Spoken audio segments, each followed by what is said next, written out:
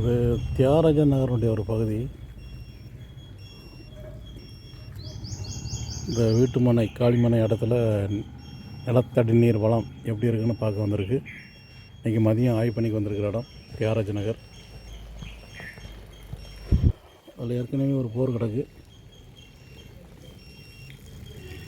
இங்கே பாறை அமைப்பு மேற்கு கிழக்கு தான், அதனால் வடக்கு தெற்க ஸ்கேன் நடக்கு. 18 மீட்டர் லென்த்து, 200 மீட்டர் ஆழம்.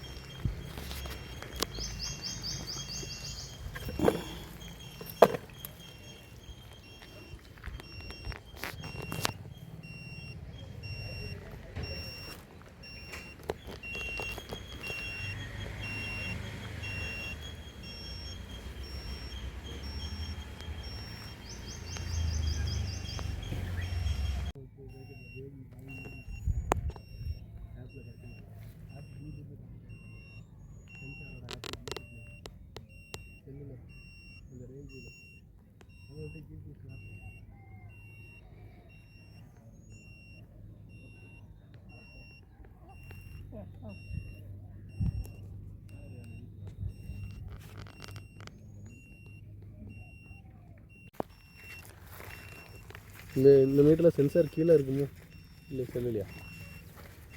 எல்லாம் அது ஒரு மினி கம்ப்யூட்டர் மாதிரி. ஏன்னா அது டிரான்ஸ்மிட்டரு, இது ரிசீவரு. இந்த ரிசீவருக்கும் இங்கே ஒரு ஆப்புக்கும் தான் கனெக்ஷன். கரெக்டாக. அதில் சென்சார் மாதிரிங்கிறது எதுவும் கிடையாது. சென்சார் தான். இது கிரவுண்டை பார்க்க இருக்குமோ?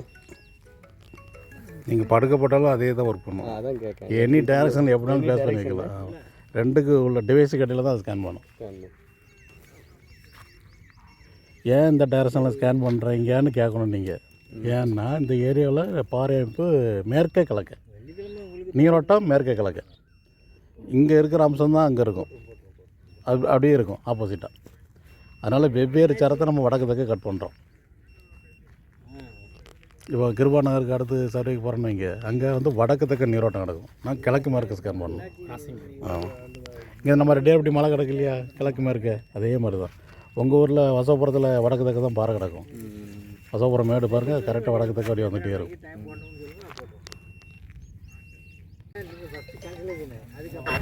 இது பிளாட்டினுடைய மேற்கு ஓரத்தில் இது 2வது ஸ்கேன் நடந்துகிட்ருக்கு.